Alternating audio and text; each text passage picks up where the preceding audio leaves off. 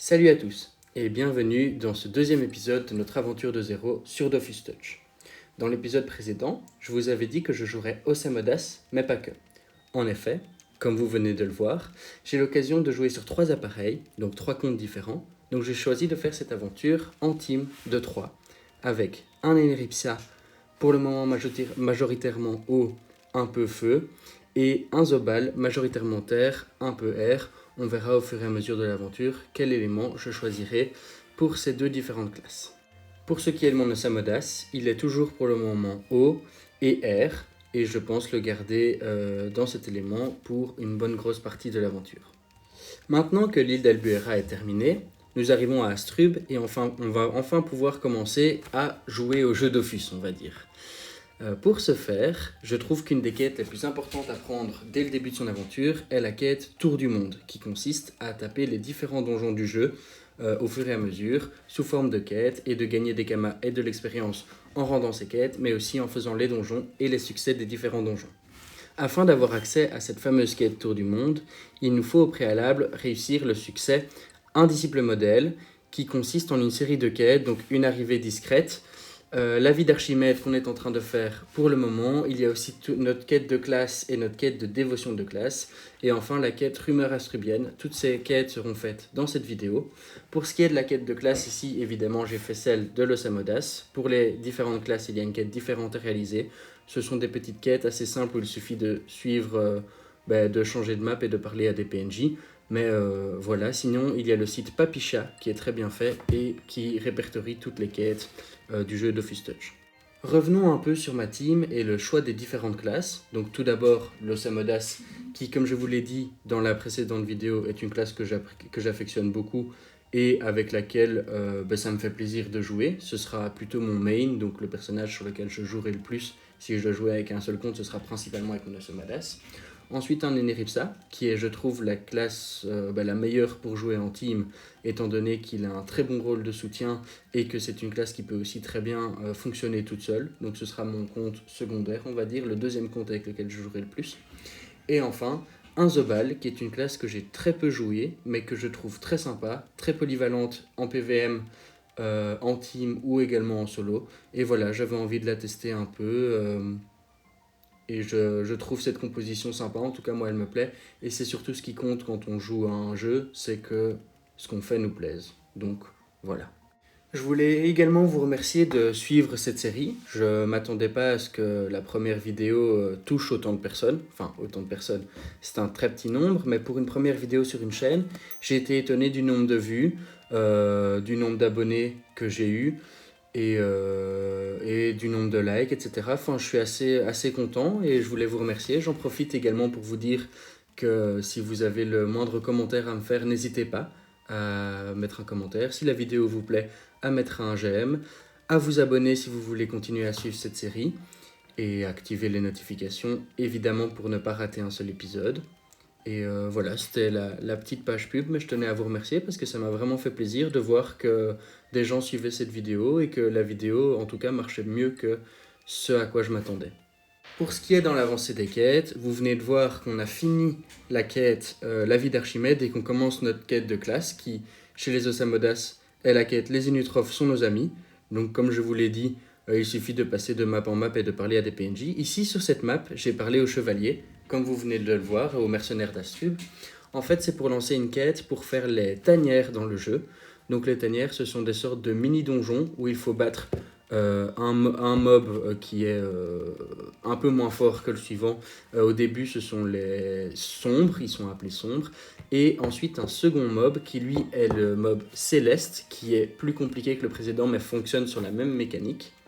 Et le fait de faire ces tanières donne de l'expérience et également des succès qui permettent d'avoir des panoplies exclusives, donc qui ne sont pas possibles de revendre, etc., qui sont liées au compte, mais qui sont pas mal pour la progression au début dans le jeu, également des kamas et de l'expérience.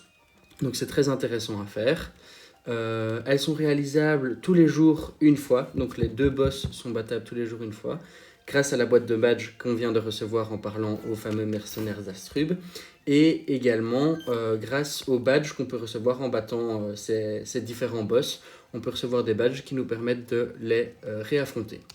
On vient de finir notre quête de classe et maintenant on va faire la quête de dévotion. Donc ça c'est pareil pour toutes les classes sauf que c'est dans des temples différents. Donc il suffit de trouver un livre, de cliquer sur le livre et puis de revenir, de cliquer sur le cristal pour revenir à la statue de classe et terminer cette quête. On va terminer le succès indisciple monel avec la dernière quête qui est rumeur astrubienne.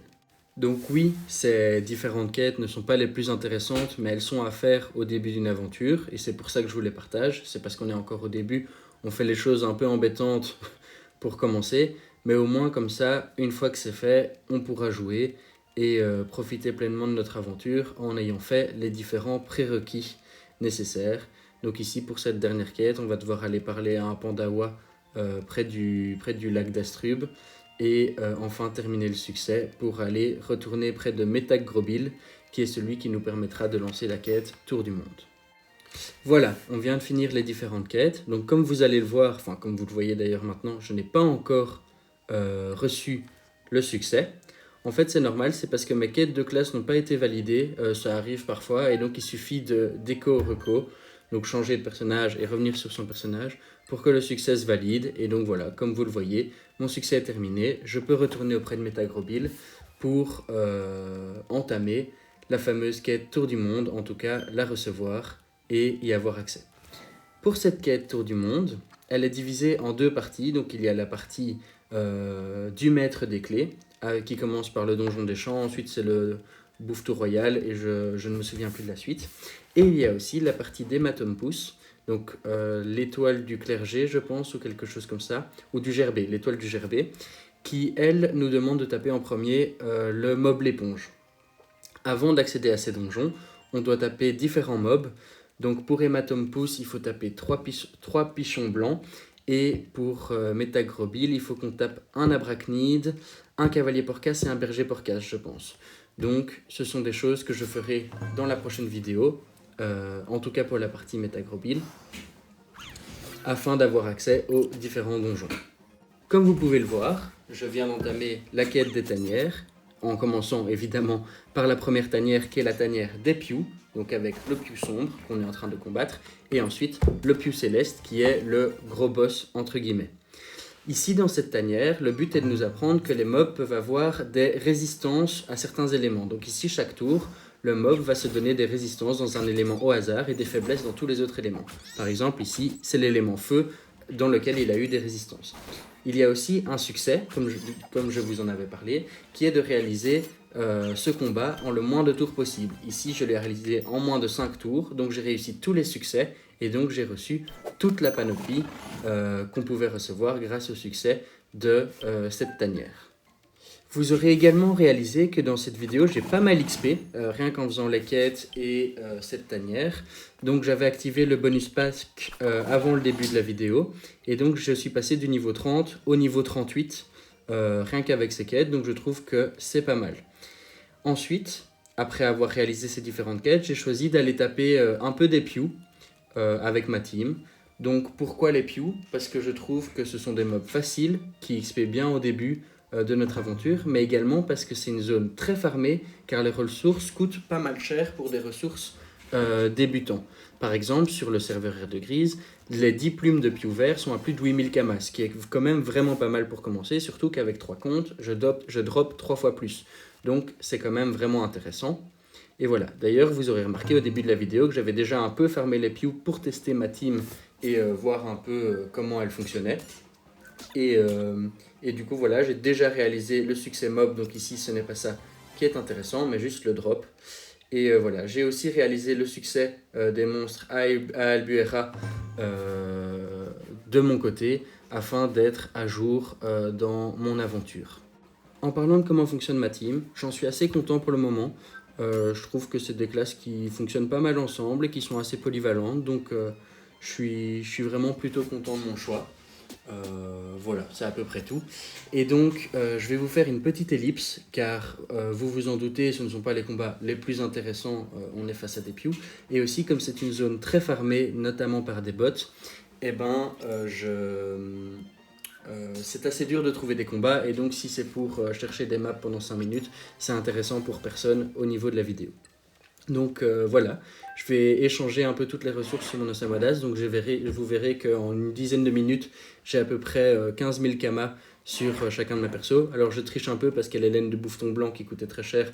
Donc on est plutôt à 10 000 kamas à peu près par perso. Mais en une dizaine de minutes, c'est quand même vraiment pas mal. Je vais vendre toutes ces ressources. Vous remarquerez que normalement, il faut tout mettre un kama en dessous du prix actuel de vente. Moi ici, j'ai choisi d'arrondir un peu les prix parce que comme je suis au début de mon aventure, j'ai besoin de kama et donc je casse un peu les prix le temps que j'ai un peu plus de moyens, on va dire. Voilà, ici en plus, comme c'est des ressources qui sont très farmées et qui sont très souvent en vente, je me fais pas trop de soucis sur le fait de casser les prix. C'est pas le plus grave sur ces ressources-ci. Surtout dans le cas où c'est à des bots que ça porterait préjudice. Et voilà, on arrive déjà à la fin de cette vidéo. J'espère qu'elle vous aura plu. On termine cette vidéo avec un peu moins de 40 000 kamas en vente, ce qui est, je trouve, pas mal. Et on se retrouve mercredi prochain pour le début des quêtes Tour de Monde. Voilà, ciao!